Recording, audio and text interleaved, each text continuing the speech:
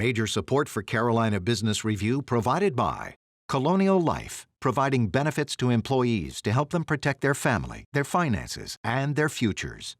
High Point University, the premier life skills university, focused on preparing students for the world as it is going to be. And Sonoco, a global manufacturer of consumer and industrial packaging products and provider of packaging services with more than 300 operations in 35 countries.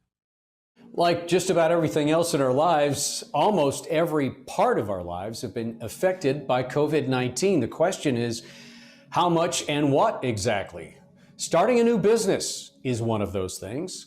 I'm Chris William, and welcome again to the most widely watched and longest running source of Carolina business, policy, and public affairs, seen each and every week for the last 30 years here on PBS across the Carolinas. In a moment, we'll start to unpack what it is to be a small business, how to start up, and what those challenges may be now. Is it easier? Is it harder? Or is it just different?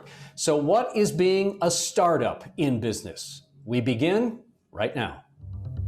Gratefully acknowledging support by Martin Marietta, a leading provider of natural resource-based building materials, providing the foundation upon which our communities improve and grow. Blue Cross Blue Shield of South Carolina, an independent licensee of the Blue Cross and Blue Shield Association. Visit us at southcarolinablues.com. The Duke Endowment, a private foundation enriching communities in the Carolinas through higher education, healthcare, rural churches, and children's services.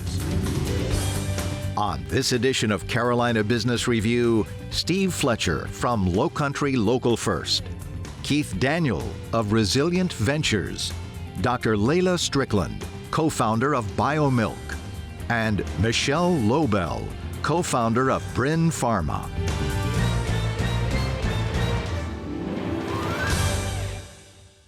And welcome again to our program. I think it's okay to say happy 4th of July, happy Independence Day. Michelle, Leila, Keith, Steve, welcome all. Michelle, I'm going to start with you, whether it's fair or not. And let's start with this whole idea of being a startup, whether you're looking for early stage financing or not. But backing up and zooming out a little bit, has the last 18 months during this public health crisis compounded being a startup, made it easier, been non-impactful? How do you look at it? Thank you, Chris, for having me on the show today. And, you know, it's an interesting question because when the pandemic first started, for our company, for Bryn, we were a virtual company. And so we were already working, everybody was remote. We were very used to that.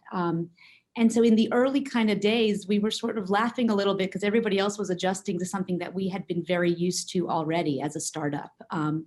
You know, and then, of course, as this dragged on and time went on, and I think everybody got into a lull where we got tired of the Zoom kind of style meetings and wished we could have more together time. And I think for us, it really highlighted the importance of FaceTime and being together. While we were virtual, we used to gather, you know, every other month or so together in person as a management team. And so about 6 months in is when we started to really miss that. But, you know, look, I think we're all resilient and we've had to learn how to do things. And, you know, we've had moments, I think one of the highlights for us has really been that there's a lot of efficiency. You know, we don't have to travel anymore. We've gotten quite used to that. And it's amazing how much you can do in Zoom meetings with, you know, we have lots of partners throughout the research triangle that we engage with. And now we can get them all onto one Zoom and be incredibly effective in those meetings without what used to would have been business travel and, you know, lots of time going all over the country. So I think we've tried to see the positive in it. But with all of that, you know, I would really say we're looking forward to, you know, starting to travel again in the FaceTime of being with our partners and making sure that we can keep things on track as best we can. Dr. Strickland, same question. Has it been tougher or a non-starter? It's almost impossible for me to say because almost all of Biomilq's history has taken place during the pandemic. You know, my co-founder and I were a two-person team at the beginning of 2020 and had just begun our journey toward fundraising. We had huge plans to build out our team and get our research program underway, and we're engaging with venture capitalist community at that time, and had actually just received terms for our first deal in March of 2020 and closed the deal and proceeded in under the, the conditions we've all been experiencing since then. And so for us, we went from a 2-person team to now a team of 17 total. Very quick growth through a period of time where we've had a lot of challenge with, building community, building culture on the team, getting people who are complete strangers to work effectively and functionally together, and building cohesiveness towards our mission. And so I would say it certainly hasn't been easy, but I don't know any other way to do it. I have not. So it's been, I think we've had a lot of success. It's one of the things I'm most proud of, that we've been able to become the cohesive team that we are today, even under those circumstances. Keith, Steve, just wade in on this, and let's go in a just slightly different. So over the last 18 months, Keith, have you seen, is it more collegial now among startups? Is that a closer knit community, or has it become more competitive? My thought process initially going into the question, was thinking about our 8 companies that we've invested in. We've been investing for the last 2.5 years, we're actually in the year 3, and we certainly saw one of our companies take a very difficult, experienced great difficulty with the COVID impact. Had to do with manufacturing and getting production going, and still getting the product online and so forth. The other companies were more ready, tech enabled and so forth, so we're able to manage that. So we've seen how hard it can hit some, and others, as you say, that used to thriving in kind of technological environments, and that just ramped things up per se. Mm-hmm. We tried to create a level of collegiality within our network, and we certainly experienced that in terms of angel groups and other investors kind of understanding that we are kind of in new dynamics, and working with our entrepreneurs and our founders to help them stay encouraged in many respects. I mean, this is about relationships for us. I cited that the word resilient was already, when we chose that name back in 2018, before these varieties of pandemics and struggles that we're all facing, we kind of understood that our founders, who happen to be founders of color, African American in particular, have always had to make a dollar out of 15 cents, as my grandmama used to say. And so we've seen that, but we have a community of folks that have rallied. We've seen a lot of rallying in the ecosystem, so it's been good in that way. Steve, how do you characterize it? Yeah, first off, thanks for having me on, Chris. I appreciate the opportunity to be a part of this discussion. I'd echo versions of what everyone has said. Here at Low Country Local First, we are in the business, so to speak, of local economic development. We are a nonprofit that manages 450 plus members, all of whom are local independent businesses, and a large swath of that is characterized as probably as startup businesses, early stage businesses, nascent stage businesses. And I think, like folks have said, that type of enterprise has always been up against a particular slate of pressures, and has had to find unique, innovative ways to pivot on a dime. We've seen here in the greater Charleston area some really cool things happen. So I have seen some of that kind of collegial collaboration in the form of programs like Pay It Forward, where you had restaurants making up bagged lunches and giving them out to other food and bev industry workers. A lot of the time in a town like Charleston, those restaurants are really usually new restaurants. A huge percentage of restaurants do not make it. So just by nature of the fact that a lot of these restaurants were new, I'd call them startups, and I'd say they did a really good job at finding ways to pivot and to make the most out of a bad situation. And yeah, I think it was the ultimate pressure test for startups, but I think that startups in particular are no strangers to that sort of uncertainty. Michelle, I want to come back to you on something. The idea that we've heard, I would say ad nauseum over the years, and this was before COVID, that finding talent and getting the folks in the seats that were important to get in has been difficult at best prior to COVID. Have you found that to be exacerbated during COVID, or has it gotten easier in some way? How would you characterize it? It's a good question. And we were very worried about it going in. That was something that really concerned us in the early days. We have actually found that it has been no harder for us. I think, again, going back to why we chose the RTP as our headquarters, there's just so many, there's such a network of life sciences partners there and talent. And so I would say it's been quite easy for us to attract people. I think part of it is in a startup culture, look, we're doing something really interesting and disruptive, and we catch people's attention. I mean, I think when we talk to people in the life sciences industry, I started Bryn as an outsider. I don't have a pharma background. I started this company out of a very personal need to develop a better epinephrine delivery system for my children and the millions of people out there that suffer from food allergies and are at risk of anaphylaxis. And that story resonates. That story resonated before the pandemic, and I find it continues to resonate. And so we've really been fortunate that it has not been a problem for us, and that people are attracted to the company and what we're doing.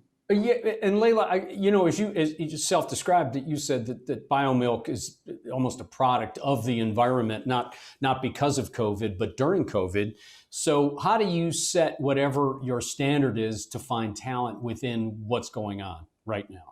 Yeah, absolutely. I mean, we're in a sector that most of the other companies in our sector are working out of California or Boston or New York, and we consider being located in the Triangle really one of our sort of secret weapons. It's been really actually very helpful to point to all of the advantages that this area has to offer as we've been in the process of recruiting kind of continuously since we started.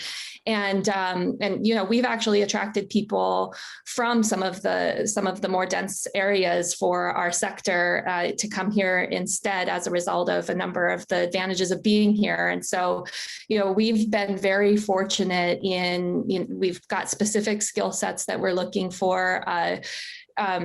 And have been just delighted with the talent pool that we found both locally and the ability of this area to attract others, from some of the more densely utilized areas in our field. So this is a question for any of you, and to use your term recruiting or talent, you can't. We can't talk about recruiting. We can't talk about adding team. We can't talk about finding workers and talent without talking about it in reference to whatever this new standard is around, are we working virtually or are we working physically in a space? Keith, Steve, anyone, are we forever changed now in whatever that metric looks like between where our workforce is going to be? Well, in our case, we're doing, we have a research and development program that really has to take place in a laboratory. So that's something we've had to navigate throughout the entire experience. And, we're very, very fortunate to have a facility. We work at Alexandria Launch Labs, which is a facility in the Triangle that's specifically created to address the needs of early stage startups like ours. And they've been just fantastic partners as far as creating a safe environment, promoting safe practices, and have really taken a lot of the sort of challenge off of the shoulders of leadership, myself and my co-founder, to set the standard for sort of how to keep each other safe as we're all having to work in the same environment. Anyone else? You want to go on record here? Sure. I've been fortunate to my professional formation life has been in academia and behind these institutional walls in the business school and in the health system at Duke. I've seen a lot of innovative spaces. I feel like I've been fortunate because there's seems to be a level of need for our founders to anticipate, right? We talk about preparing 3-5 year goals. And so when your headspace is constantly being prepared to adapt and accept change, this has been seismic. What we've experienced, the more I sit each day and I've reckoned with the pandemic, the social unrest, all of these things that are going on, the mental health effects, that's been a conversation. I just came back from vacation, by the way. I got back like 1 o'clock last night. only to discover that my internet was out at my home, and I have a beautiful studio at home that I love to be in. So I'm already adapting this morning to be on your show in a space I was not planning to be in. But all that to say is I traveled up to meet with a mentor of mine who's at Yale now. And he's an incredible educator and been thinking about Western education and all the ways we've been formed and some of that struggle and challenge. And, you know, the pandemic has upended everything. We have to rethink everything. And that in itself is a challenge. And we enjoy that as investors, working with our founders and having really hard conversations, everything down to how we're managing our family lives. I mean, everything now is sort of forced into the space of a level of concentration. So in some regards, I take it as a good thing, but it has been difficult. We've had a lot of loss of life. I mean, just sitting and reckoning with that, to think about our business interests and our aspirations to be successful and seeing our companies successfully grow. I should also punctuate that our companies are high growth, early stage companies, already, you know, making revenue, already teams pretty much in place. We've only had one or two that've had to, you know, find a new CTO or something like that. That hasn't been front and center for us. But yeah, everything has changed, and it's put a very high level of demand of how we think about our lives and our business trajectories, and new questions that have to be reckoned with. I don't necessarily think we should think so much about we want it to go back to a certain way. I think it's sort of just accelerating the 21st century, even 21st century careers that we've been talking about in higher ed, going early up into the high school population. Well, and I want to say you had a spirit of this. This is a bit of a new adventure, Keith, the way you described it. But I want to go back that you said education, referred to education twice. Michelle, I know it's not lost on you because you grew up in the Triangle, even though you may be on the West Coast right now. And Steve, same thing for Charleston. There's a pretty big influence of higher ed. So Steve, let me start with you. How would you rank an academic center as an influence for a startup? Yeah, I mean, I think there's no denying that it is only positive to be in close proximity, physically, culturally, socially, to an academic center. I mean, there's a lot that bears out in the research to suggest that you know, being within a metro center where there are academic institutions, there's going to be natural positive impacts and outcomes just through osmosis. There are events, there are cultural exhibitions, there are opportunities to research. And so I think that probably, you know, elevates the playing field when you're thinking about startups in general. I don't want to halt the conversation, but Chris, if I may, I just wanted to tag one thing on to the bit about recruitment earlier. Please. One of the top challenges, actually the top challenge as indicated in our annual member survey this year, which was administered kind of right in the midst of the pandemic, was hiring and retention. So we send that out to all of our hundreds of members here in the greater Charleston area. And there's a lot you can surmise by that. It's the first time that it's been indicated as the #1 top challenges for business owners. And again, these are business owners across different strata in terms of size, stage, age.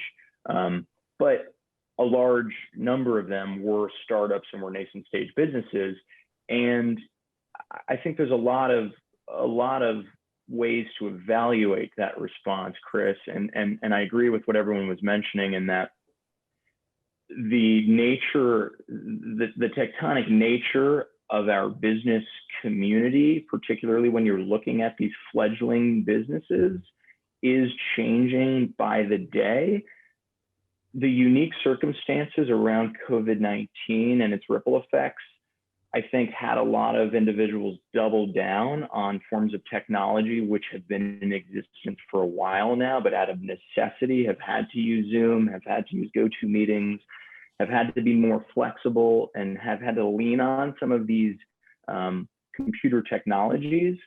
Unfortunately, there are many industries and there are many startup companies within those industries that just aren't able to pivot on a dime and overnight make use of these emerging technologies. And so we have a program here at Low Country Local First called Good Enterprises, It is aimed to serve folks who are in the entrepreneurial community but have been disadvantaged for one reason or another. And those folks are oftentimes in businesses that are bakeries or are carpenters or in the trades. Right. And so the unique set of circumstances that surrounded this unprecedented global pandemic, unfortunately, made things even more difficult for those companies. So not only were things more difficult, but when you're looking at hiring and retention and recruitment, how do you set up interviews? How do you find these individuals? How do you continue to cultivate a company culture in a construction company that's a startup? We think about startup, we think about technology. Sure, a lot of those startups were benefited by this brave new world of Zoom-centric interaction. But it just wasn't the case, unfortunately, for a lot of these startups, these new nascent fledgling businesses that were not in the information space. Okay, sorry, Steve, but we do want to pivot. Thank you. That is an important point. But the idea that goes hand in hand with recruitment and talent is, of course, the O2 for business, the oxygen for business, and that's capital and financing. Bryn was pretty exceptional in its not just first round, but its money raised early on. 26 million is an eye-popping, I might say, Michelle. Leila, same thing, maybe not as large as 26 million, but some of the names that you raised money from were pretty exceptional. Was that, and apologies for asking it this way, was that because you were a women-owned business? Was that because of the corpus of what the business was? Was that because it was a unique time during COVID-19? How do you attribute the success of the money raised for you both? Michelle, would you like to go? Sure, I'd be happy to. I'll answer as well, but No, it's a good question. And, I think in our case, in the case of Bryn, in fact, what I think is it's such a relatable product. And it's a problem that touches every American. And so I think, when we would go into these fundraising meetings and we would sit around the table, there would be 10 people around the table. And more than half of them knew somebody personally, if not in their family, a close friend who was affected by the risk of anaphylaxis, whose children had food allergies or their friends had food allergies. So I think in our case, we're a life sciences company. We're taking a product through the FDA, which is highly regulated. But in many ways, we're a consumer product. It's very relatable. And so, yes, I would love to say that because I'm a woman, that's been helpful to us. And I do think, especially in North Carolina, I think there's been tremendous success. You've seen over the last year, like there was the article in the News and Observer this past, I think it was April, about women-led startups. I think we're getting a lot of attention, and I think we're making huge progress as co-founders that are women and in headways. But I think in our case, the success we've had with raising capital has really been that we have a really unique product and a very relatable story. And I hope that I can use that opportunity to help kind of highlight women-owned businesses, absolutely, and bring more credit to what we can do. Leila, how did you attract some iconic names to invest in the business? How'd you do that? Yeah, I mean, I think our story is quite similar, even though our product areas are very different. My business, Biomilq, was started out of my own struggles with the breastfeeding process and a real desire to improve the options for infant nutrition for women who were struggling with that process. And that was a very personal experience that intersected well with my background as a biologist and understanding how we might be able to apply that skill set to address this problem. And I think when we began fundraising and talking to frankly, a very male-dominated community of venture capitalists, many of those people had not, hadn't experienced the challenges that I personally had, but knew someone who had, either their own wife or sister or someone in their lives, could recognize in the story that I had to tell struggles that they had seen and the absence of solutions really to address that challenge. And I think that was instrumental. I wish we could unpack the financing and the women's startup more, but we literally have 2 minutes left. Keith, I want to turn to you on this, and this is not nearly enough time, but Keith, coming off of the horrible tragedy of George Floyd and all that represented at the time, do you think now the raw emotion that was surrounding that has given way to some progressive, with a small p, strategic initiatives around diversity and equity inclusion that are really have found legs and are going to move forward. And we have about a minute and a half. Wow. Yeah. Okay. Yeah, I know. Wow. I'm sorry. Yeah. Well, no, I understand. Yeah. Again, it's been an incredible time of reckoning, and indeed there has been a consciousness that's been raised that I hope will sustain over a stretch of time that will really begin to address the equity concerns. Why we got into this business was principally around seeing the inequities in venture and in financing and the disparities that are tremendously significant. The gaps are wide in terms of wealth accumulation in the people of color communities. And so, yeah, there's been a strong push, and DE&I work. Those positions have become substantial for companies, and we think it's been a good thing overall. Okay. All right. Keith, thank you. And again, there's not nearly enough time to scratch the surface on that and where it's headed from there. Steve down at Charleston, glad to have you on the program. Keith up in Durham, thank you. Michelle out there on the West Coast, I'm sure they miss you from the Triangle, but I know you're doing good things. And Leila Strickland, thank you for joining us as well. All of you, best wishes. Please come back. We just didn't get to all the most important stuff as well, but see you next time, and I hope you'll come back. Thank you. Thank you very much. Happy 4th of July to all of you. If you have any questions or comments, carolinabusinessreview.org. Have a good weekend. Major funding for Carolina Business Review provided by High Point University, Martin Marietta, Colonial Life, the Duke Endowment, Sonoco, Blue Cross Blue Shield of South Carolina, and by viewers like you. Thank you.